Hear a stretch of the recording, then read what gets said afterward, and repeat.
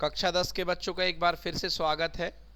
आइए करते हैं एक सवाल जो आपने हमसे पूछा कि सर 6 प्लस रूट 2 को साबित करना है कि ये अपरिमेय संख्या है। क्या साबित करना है? इसको कैसे साबित करेंगे कि सर ये अपरिमेय संख्या है? तो पहले जैसा मैंने बताया कि हम इसमें विरोधाभास विधि का उपयोग करते हैं। कौन सी विधि? और विरोधाभास विधि के लिए हम जानते हुए कि ये अपरिमेय है। कैसे अपरिमेय है? क्योंकि ये संख्या लिखी है 6 प्लस रूट 2। देखिए 6 जो है वो एक परिमेय संख्या है। 6 क्या है? क्योंकि 6 को 6/1 लिखा जा सकता है। बोलिए हाँ या ना? जिसमें ऊपर भी पूर्णांक है और नीचे भी पूर्णांक है। तो ये तो वाला पार्ट क्या हो गया? परिमेय। क्या हो गया बच्चों? और रूट 2 आप जानते हैं कि रूट 2 को आप पूर्णांक बटे पूर्णांक के रूप में लिख नहीं सकते। Very good. इसलिए ये अपरिमेय है। क्या है ये? और बच्चों याद रखना, तुम परिमेय और अपरिमेय का कुछ भी करो, चाहे जोड़ करो, चाहे घटाव करो, चाहे भाग करो, चाहे गुणा करो, बेटा परिमेय और अपरिमेय का कुछ भी होगा तो उत्तर हमेशा क्या आएगा? अपरिमेय ही आएगा। तो यहाँ पर भी कुछ ऐसे ही हो रहा है, जोड़ हो रहा है परिमेय का अपरिमेय के साथ। उत्तर तो अपरिमेय है, हमको ये बात मन में पता भी है, मगर साबित करना है कि ये अपरिमेय है। इसलिए विरोधाभास विधि का उपयोग करते हुए हम पहला स्टेटमेंट लिखेंगे, माना 6 प्लस रूट 2 एक कैसी संख्या है? परिमेय संख्या है। तो परिमेय संख्या को हम लिखते हैं P बटे Q लिख दो या A बटे B लिख दो, जो भी लिखना हो लिख दो। इसलिए माना कि 6 प्लस रूट 2 बराबर A बटे, जहाँ B का मान 0 के बराबर नहीं है। और A और B को क्या माना? सह अभाज्य। क्या माना?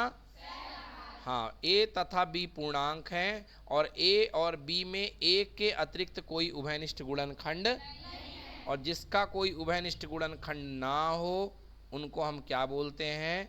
सह अभाज्य। क्या बोलते हैं? यस।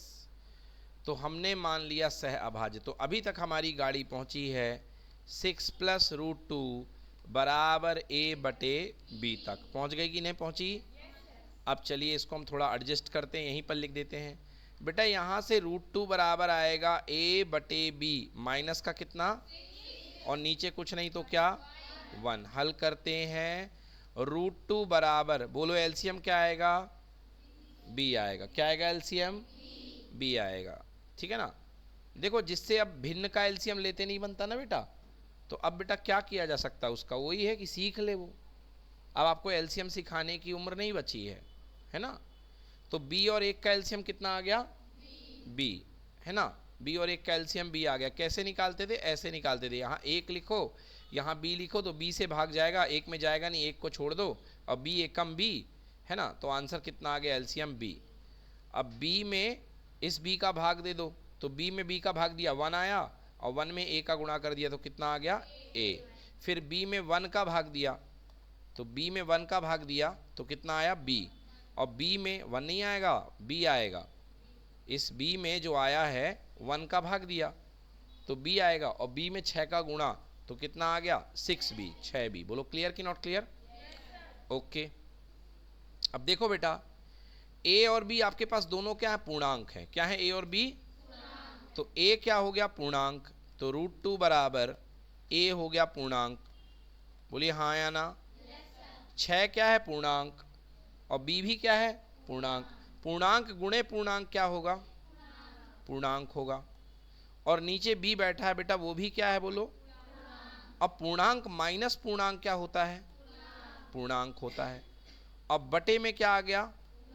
पूर्णांक। मतलब कुल मिला के मैं ये कहना चाह रहा हूं कि जो आपके पास रूट 2 आया है वो आया है ऊपर भी पूर्णांक और नीचे भी पूर्णांक। हाँ या ना? तो देखो ये वाला भी हिस्सा पूर्णांक बन गया और ये वाला भी हिस्सा क्या बन गया? अब भैया पूर्णांक बटे पूर्णांक को क्या बोलते हैं? परिमेय। मतलब स्टेटमेंट के हिसाब से रूट 2 बराबर कौन सी संख्या होगी?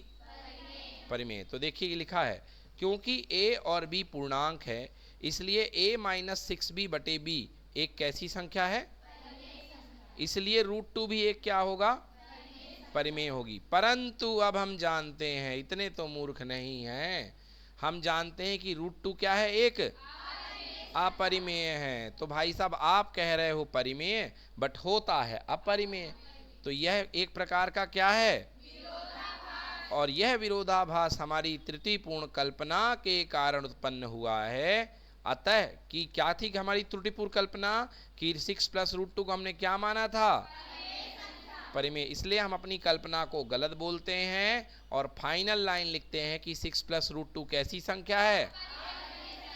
ऐसा लिखोगे तो कितने मिलेंगे, 4 में से 4। ठीक है।